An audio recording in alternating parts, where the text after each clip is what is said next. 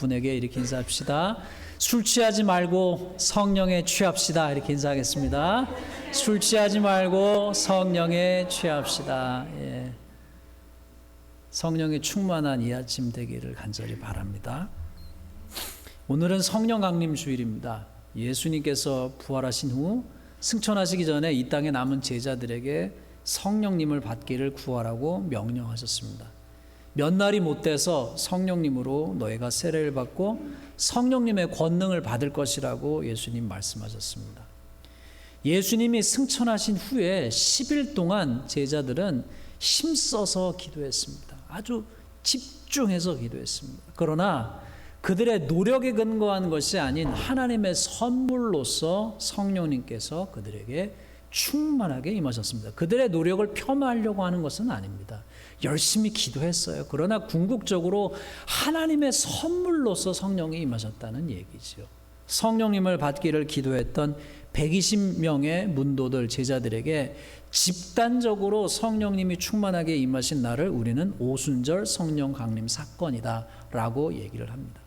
성령님이 충만하게 그들에게 임하시자 그들은 각 나라의 방언으로 예수님이 주되심을 증언하였습니다. 각 나라의 사람들이 다 알아들었어요. 성령님이 충만하게 그들에게 임하시자 그들은 담대하게 복음을 증거하기 시작했습니다. 성령님이 충만하게 그들에게 임하시자 그들에겐 기사와 표적도 났고 miracle, wonders, 서로 함께 물건들을 나누고 모이기 힘쓰고 함께 음식을 먹고 기쁨으로 예배를 드렸습니다. 거기에 더하여 믿는 자의 수도 더해졌습니다. 할렐루야. 오순절 성령 사건 이후에 기록된 신약 성경의 곳곳에는 성령님의 역사와 성령님과 관계된 은사와 능력이 기록되어 있습니다. 더불어 복음서에는 예수님께서 직접 가르쳐 주신 성령님에 대한 가르침도 기록되어 있습니다. 한국말에 아 다르고 어 다르다라고 하는 말이 있죠. 제가 어릴 적에 한국 교회들에서 성령님과 관련되어 많이 사용되었던 말에는 님자가 없었습니다. 제가 어릴 때는 성령님 이런 말보다는 그냥 성령이라는 말이 더 많이 사용됐던 것 같아요. 그래서 부흥 강사 목사님들에서 성령 받아라 그러면은 뭐 성령 충만을 받아라 그러면 저는 어린 마음에 무슨 성령이 어떤 특별한 무슨 파워 특별한 능력 이런 걸 받는 거라고 생각했습니다. 물건을 이렇게 던지면 받듯이 성령님이 뭔가 받아야 되는 뭔가 something special 한 거라고 생각을 했습니다. 시간이 한참 꽤 지난 다음 성령님이 무슨 주고받고 하는 물건이 아닌 내가 컨트롤하는 어떤 능력이 아닌 예수님과 같은 인격이신 존재임을 인식하게 하는 표현들이 한국교회 안에 출판되는 기독교 서적들의 시간이 한참 지난 다음에 나타나기 시작했습니다. 성령이라는 말 대신에 성령님이라고 하는 말이 많이 사용되기 시작했다는 얘기죠. 창세기에는 성령님께서 하나님께서 천지를 창조하신 때부터 함께 하신 분이심을 알려줍니다. 성령님을 인격이신 존재로 분명하게 가르쳐 주신 분은 예수님이시죠. 예수님은 보혜사 성령님이라고. 성령님은 보혜사이시고 카운슬러이시고 컴포터 위로자이시고 지혜자시고 진리로 이끄시는 분이심을 알려주셨습니다. 예수님은 본인이 하나님 보좌 우편으로 올라가시고 성령님이 이 땅에 충만하게 내려오시는 것이 매우 좋은 일임을 알려주셨습니다. 예수님이 부활하신 후에 11제자를 만나셔서 처음 원하셨는 것도 제자들이 성령님을 받는 것이었습니다. 예수님이 이렇게 말씀하셨죠. 요한복음 20장 20절에 이 말씀을 하시고 그들을 향하여 숨을 내쉬면서 이르시되 성령을 받으라. 더 적절한 말로 표현하면 성령님을 모시어 드리라 라고 하신 거죠. 여러분 옆에 사람에게 물으십시다. 성령님을 받으셨습니까? 여러분 안에 성령님이 계십니까? 오늘 본문 바로 앞구절 읽었던 구절 바로 앞구절에서 사도 바울은 이렇게 말을 합니다. 그런즉 너희가 어떻게 행할 것인지 자세히 주의하여 지혜 없는 자같이 하지 말고 오직 지혜 있는 자같이 하여 세월을 아끼라. 때가 악하니라. 그리고 이어서 이렇게 오늘 읽으신 말씀이 이렇게 시작되죠. 어리석은 자가 되지 말고 오직 주의 뜻이 무엇인가 이해하라. 바울은 지혜 없는 자와 지혜 있는 자를 대조시키고 있습니다. 지혜 없는 자, 지혜 있는 자. 지혜 없는 자와 어리석은 자가 저지를 수 있는 실수와 잘못 중 하나는 시간을, 세월을, 자기의 생명을 waste life 하는 것이죠. 헛되이 쓰는 것이죠. 바울은 바로 이어서 이렇게 말합니다. 술 취하지 말라. 이는 방탕한 것이니 예나 지금이나 술을 좋아하는 사람들이 있습니다. 술을 잘 마시는 분들이 있어요. 술이 단 분이 있습니다. 술을 취하는 수준으로 먹게 되면 사람들은 제정신일 때 하지 않을 짓들을 하지요. 술 먹고 취하여 큰 실수를 하고 하지 않을 말, 하지 않은 일, 하지 않을 짓을 하기도 합니다. 술 취함이 가져오는 가장 큰 위험의 원인 중 하나는 제정신을 못 차리게 한다는 것이죠. 정신이 또렷하면은 하지 않을 일들을 하는 것이죠. 더불어 술 취하게 되면 술 취한 이는 자기가 하고 싶은 대로 하죠. 자기 하고 싶은 대로 해요. 술 취하면요. 아무데나 오줌도 누고 막 길바닥에서 자기도 하고 막 고속도로에 막 나가기도 하고. 술 취하면 제정신이 아니에요. 철저히 자기 중심입니다. 이성적으로 생각하고 절제하고 훈련된 삶을 살기보다는 그냥 follow my heart, follow my emotion, 내 감정을 따라가고 내 마음이 원하는 대로, 자기의 생각이 원하는 대로 따라가기가 쉽습니다. 여러분, 내 마음과 내 감정을 다 무시하라는 얘기가 아니에요. 무시할 필요는 없습니다.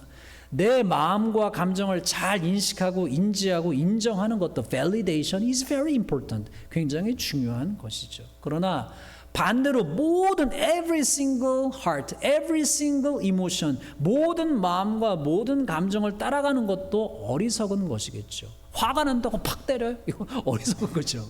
그렇잖아요. 모든 감정을 따라가는 것은 지혜로운 것이 아니죠. 여러분들 중에 혹 술을 좋아하시는 분도 있겠지만 교회를 다니시면 대부분은 그렇지 않으신 분이 더 많으시겠죠. 술을 먹지 않는 분들에게 이 말씀은 2025년을 사는 우리에게는 어떤 의미가 있을까요? 술 취하지 말라 이는 방탕한, 저 술 안 먹는데요. 그럼 이 말씀은 우리에게 어떤 의미가 있을까요? 우리로 하여금 바른 정신, 바른 마음으로 살지 못하게 하는, 우리의 눈과 귀로 들어오는 정보를 잘 절제하라는 의미가 아닐까요? 왜냐하면 온갖 정보로 말미암아 온갖 생각과 온갖 마음이 가득 차잖아요. 그렇죠? 술 먹고 취하여 제정신을 못 차리고 방탕한 삶을 살게 하여 인생과 시간과 생명을 낭비하게 하듯, 그것이 무엇이든 간에 우리로 하여금 무엇이 눈과 귀로 들어오든 간에 우리의 마음과 생각과 감정을 다 사로잡아서 영원한 진리, 우리가 붙잡아야 될 참된 가치에 고착하지 못하게 하는 것을 잘 경계하라는 것이 아닐까요? 가만히 생각해 보면 우리의 일생은 참으로 긴 것 같으면서도 짧습니다. 돌이켜보면 10년, 20년, 30년, 40년, 50년, 60년, 70년, 80년이 휙 지나간 것 같지 않나요? 더불어 우리는 우리의 생이 언제 어떤 순간에 갑자기 끝나게 될지 아무도 모릅니다. 아무리 건강을 챙기려고 비타민을 먹고 애뉴얼 체크업을 하고 조심을 하고 해도 언제 어떤 순간에 어떤 일로 우리가 이 세상을 떠나게 될지는 아무도 몰라요. 그러하기에 언제 끝날지도 모르는 삶이 우리의 삶의 조건임을 곰곰이 생각해 볼 때 우리는 진실로 이 시간을 가치 있게 보내는 것이 무엇인지 생각해야 하겠지요. 맞지요? 술 취하여 정신을 못 차리고 제정신이 아닌 상태에서 인생과 시간을 낭비하는 것처럼 살면 아니 되겠죠. 바울은 우리에게 가르쳐 줍니다. 술 취하지 말고 오직 주의 뜻이 무엇인가 이해하고 오직 성령으로 충만함을 받아라. 이것이 답이다 라고 말해 주는 것이죠. 다시 묻습니다. 여러분 성령님 받으셨습니까? 여러분 안에 성령님이 계십니까? 이렇게 제가 물으면 어떤 분은 목사님 내가 교회 다닌 지 몇 년인데 당연한 걸 왜 자꾸 물으십니까? 라고 생각하실 수도 있어요. 그러나 또 반대로 또 어떤 분은 교회를 오래 다니셨지만 내 안에 성령님이 계신가? 내가 성령님을 받았나? 잘 모르겠는데 라고 고민하시는 분도 있으실 수 있을 겁니다. 고민하시는 분들을 위해서 이 말씀이 있습니다. 고린도전서 12장 3절 말씀에 바울이 이렇게 가르쳐 주죠. 그러므로 내가 너에게 알리노니 하나님의 영으로 말하는 자는 누구든지 예수를 저주할 자라 하지 아니하고 또 성령으로 아니하고는 누구든지 예수를 주시라 할 수 없느니라. 성령님이 우리 안에 안 계시면 우리가 예수님을 주라고 고백할 수 없다는 얘기예요. 여러분이 지금 여기에 앉아 있고 이 말씀을 듣는 것만 해도, 여러분이 주님을 주님이라고 고백하시는 것만 해도, 여러분이 찬양을 같이 하시는 것만 해도 이미 성령님이 여러분과 제 안에 역사하시지 않고는 일어날 수 없는 일이라고 하는 것이죠. 믿으시면 여러분이 예수님에 대해서 알고 싶고 예수님을 믿고 싶고 믿어가는 과정, 믿음으로 씨름하는 과정 자체가 이미 예수님께서, 성령님께서 여러분 안에 일을 하고 계신 것이죠. 관건은 무엇이냐? 여러분과 제 안에 성령님이 충만하시느냐, 이게 관건이죠. 여러분 안에 성령님이 충만하십니까? 여러분 성령 충만하면 무엇이 따라오세요? 야, 저 사람 성령 충만하다. 어떤 사람이 성령 충만한 것인가요? 초대교회 때부터 현대교회에 이르기까지 성령 충만함이 무엇인가에 대해서는 다양한 이해가 있어 왔습니다. 그런데 대개 성령 충만에 대한 오해와 문제는 대개 성령님이 주시는 외적 은사, 스피리추얼 기프트와 관련되어 왔습니다. 성령 충만을 능력 충만과 밖으로 보이는 여러 가지 은사로만 이해하게 될 때, 예를 들면 방언, heavenly tongue, 그 다음에 miracle power, miracle divine healing, 이런 은사로만 이해하게 될 때, 혹은 예언의 은사, 고린도 교회에 있었던 은사를 가졌던 사람들이 만들었던 문제들이 나타나곤 했습니다. 우리 인간들은 저 깊은 곳에 자기 과시욕이 있어요. 누구나. 헨리 나우엔 신부님이 잘 설명했듯이 인간은 남에게 주목받기를 좋아하고 스펙타클한 것을 해서 다른 사람에게 자기를 드러내기를 원하는 마음이 있죠. 그래서 예수님을 시험했을 때 그 십자가 높은 곳에서 뛰어나 봐라. 그럼 모든 사람이 너에게 박수 칠 거다. 이런 얘기죠. 무슨 얘기예요? 사람들한테 스펙타클한 것을, great performance를 봐서 박수 받으라는 얘기예요. 사람은 그렇게 박수 받고 싶거든요. 주목받고 싶거든요. 나를 드러내고 싶고 나를 인정받고 싶거든요. 그런 중심이, 그러한 우리의 중심이 잘 처리되지, 잘 훈련되지, 절제되지 않은 상태에서 성령님의 외적 은사를 받게 될 때 우리 인간은 이재철 목사님이 잘 설명했듯이 자신이 잘나서 성령의 은사를 받았다고 착각하기가 쉽고, 자신을 드러내는 도구로 성령의 은사를 쓰기가 쉽습니다. 위험이 있어요. 성령님의 은사는 나를 드러내는 것이 아니라 남을 섬기기 위한 것이죠. 이재철 목사님은 새신자반에서라는 책에서 이렇게 성령 충만을 정의했습니다. 잘 들어보세요. Listen carefully. 누가 성령 충만한 사람인가? 그대의 기도는 비록 서툴고 어눌하다 할지라도 그대가 성령을 쫓아 살면서 그대의 인격이 변해가고 있다면 그 인격의 변화가 남을 위로하고 돕는 것으로 나타나고 있다면, 왜냐하면 성령님도 남을 위로하고 도우시는 분이시니까. 그 인격의 변화가 남을 위로하고 돕는 것으로 나타나고 있다면 그대야말로 성령 충만한 사람이다. 누가 성령 충만한 사람인가? 그대가 비록 목이 쉬도록 밤새 기도하지는 못한다 할지라도 시간이 흘러갈수록 그대의 삶 속에 진리가 구현되어 간다면 그대가 성령 충만한 자다. 성경이 말하는 성령님은 보혜사, 도우시는 분, 진리로 이끄시는 분, 위로하시는 분, 증인이 되게 하시는 분, 성화하게 하시는 분, 거룩하게 하시는 분이시죠. 우리를 깨닫게 하시고 회개케 하시고 감동을 주시고 주님을 더 닮아가고픈 마음을 주시는 분이시죠. 성령님과 함께 인생의 길을 가는 성도의 삶을 이재철 목사님은 같은 책에서 이렇게 표현했습니다. 이미 그대에게 임하신 성령님을 날마다 의식하고 그분의 음성에 귀를 기울이고 그분의 인도하심을 따라 성령 충만한 삶을 살아가는 것이다. 우리 안에 이미 임하신 성령님을 날마다 인식하고 그분의 음성에 귀를 기울이고 그분의 인도하심을 따라 살면 우리에게 궁극적으로 나타나는 모습은 어떠한 것일까요?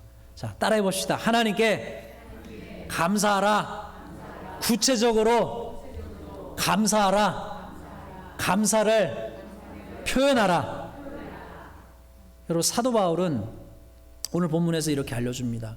시와 찬송과 신령한 노래들로 서로 화답하며 너의 마음으로 주께 노래하며 20절 범사에 우리 주 예수 그리스도의 이름으로 항상 아버지 하나님께 감사하며 이렇게 있어요. 20절 말씀에 하나님의 영이신 성령님이 우리 안에 충만히 임하시면 임하실수록 우리 안에서 일어나는 일들 중 가장 첫 번째는 하나님을 사랑하게 되는 것입니다.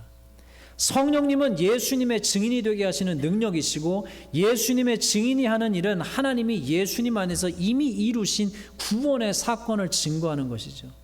그 구원의 사건이 가르치는 바는 하나님이 우리를 그 아들을 주시기까지 사랑하신다는 것이죠.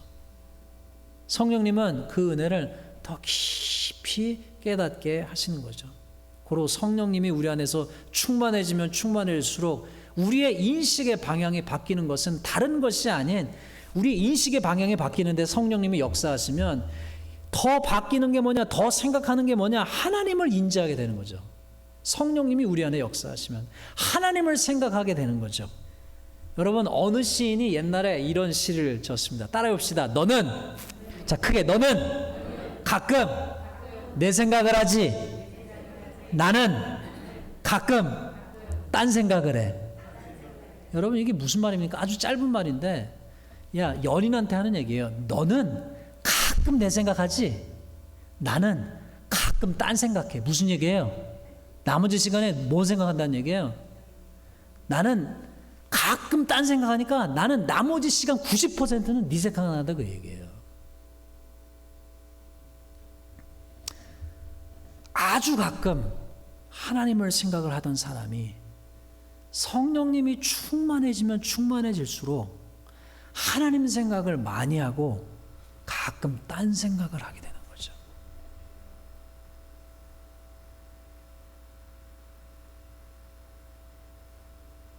철없는 자식이 부모의 사랑을 잘 모르다가 나이가 들어 고생을 하고 자기도 아비로서, 어미로서 젖 먹이고, 집사님 원고에 없어요? 조금 애드한 거예요? 젖 먹이고 고생하고 말 안 듣고 싸우고 속 썩고 고생을 해보면서 비로소 부모의 사랑을 깨닫고 감사하게 되곤 하죠. 그렇지 않아요? 할렐루야? 제 얘기예요. 할렐루야? 제 얘기예요. 애들 셋 길러보니까 아버지 생각이 나고 할렐루야? 어머니 생각이 나고 깨닫는 거죠. 마찬가지로 하나님의 은혜, 자비, 사랑을 모르다가 성령님이 충만해질수록, 집사님 좀 많이 위로 가셔야 돼요. 충만해질수록 인간은 하나님의 사랑을 노래하게 되죠. 그렇죠? 바울은 가르쳐주죠. 하나님의 사랑을 알기만 하는 데서 끝나지 말고 표현하라. 시와 찬송과 신령한 노래로 화답하라. 마음을 다하여 주께 노래하라. 찬송하라. 범사에 예수님의 이름으로 항상 하나님께 감사하라. 성경은 우리에게 하나님을 찬양하라고 반복해서 가르쳐줍니다. 우리는 간혹 이렇게 생각을 합니다. 내가 꼭 표현해야 알겠어? 아이, 엄마가 내 마음 알겠지. 아버지가 내 마음 알겠지.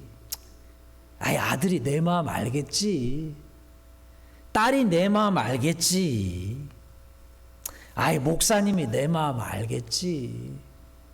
성도님이 내 마음 알겠지. 큰 소리로 따라해 봅시다. 모릅니다. 몰라요. 잘 모릅니다. 표현해야 합니다. 표현할수록 좋습니다. 감사는 표현해야 돼요. 사랑도 표현해야 돼요. 옛날에 미국에 그런 아들 많습니다. 아버지한테 사랑한다는 말, 잘했단 말 한 번 듣고 싶었는데 그 말을 못 들어서 평생 한이 된 미국 사람들 많습니다.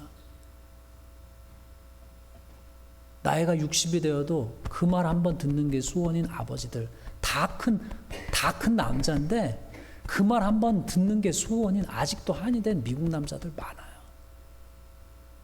여러분, 표현해야 알아요. 감사는 표현해야 합니다. 사랑도 표현해야 합니다.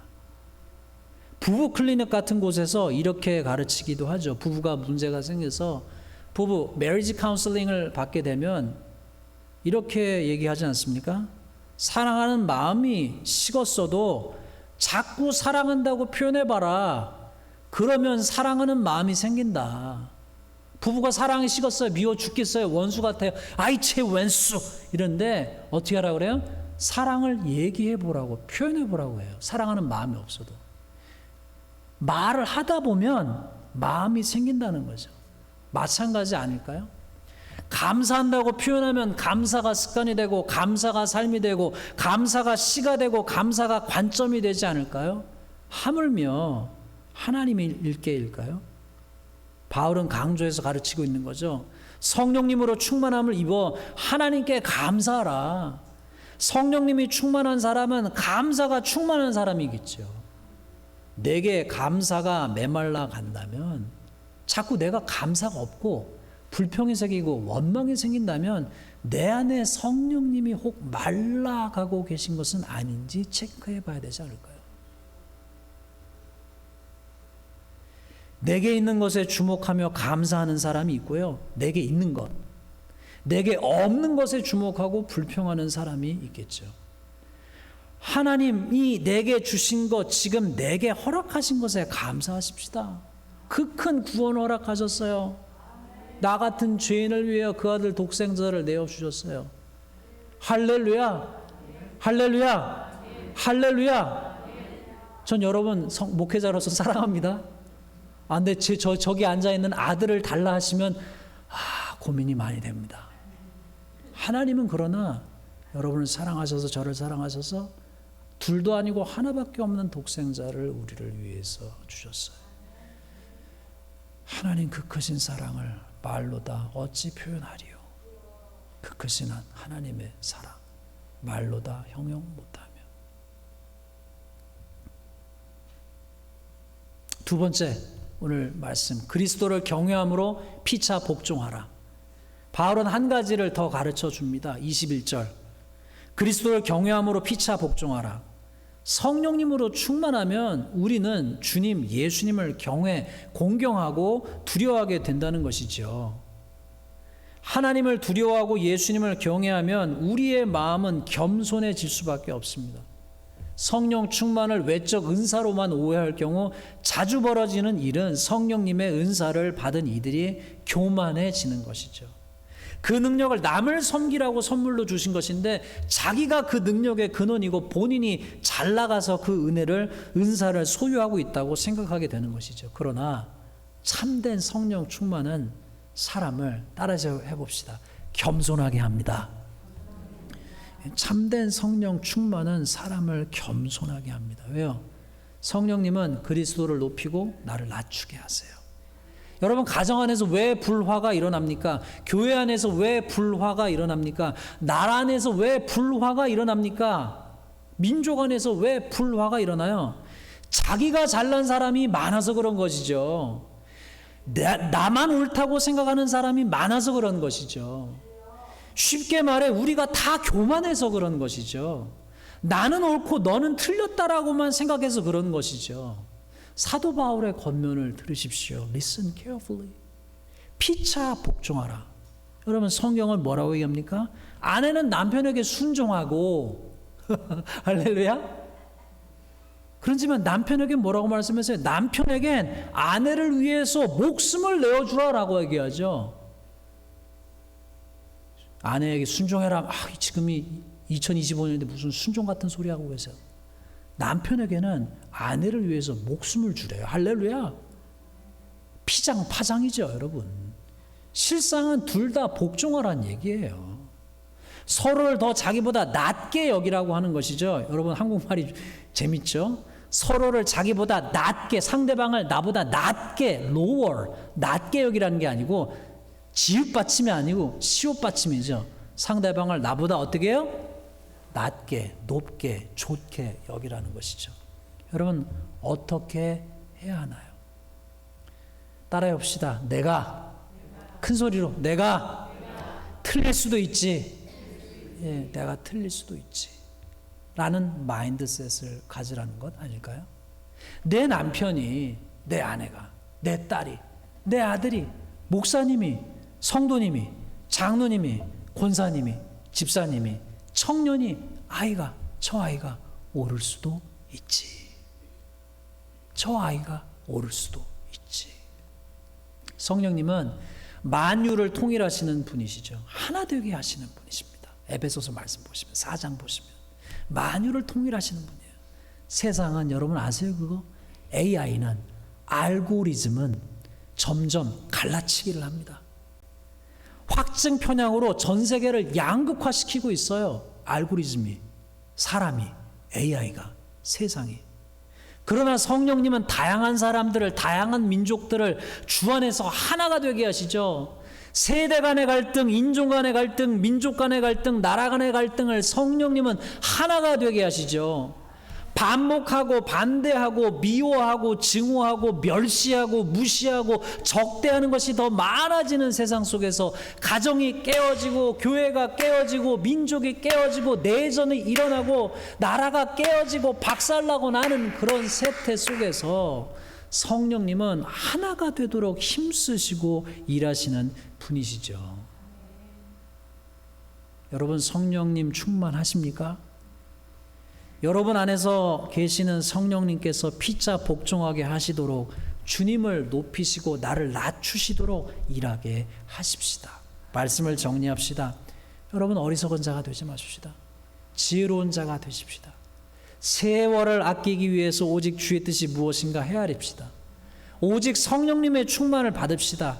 이미 여러분과 제 안에 계신 성령님이 더 충만하게 나를, 우리를, 우리 교회를, 우리 민족을, 우리 나라를 다스려 가시도록 순종합시다. 성령님의 인도를 따라 하나님께 더 구체적으로 감사를 표현합시다. 찬양합시다. 노래합시다. 기쁨으로 예배를 드립시다. 성령님의 충만을 따라 주님을 높이고 나를 낮추며 겸손히 서로 피차 복종하여 하나를 이루어 가십시다. 함께 기도하겠습니다.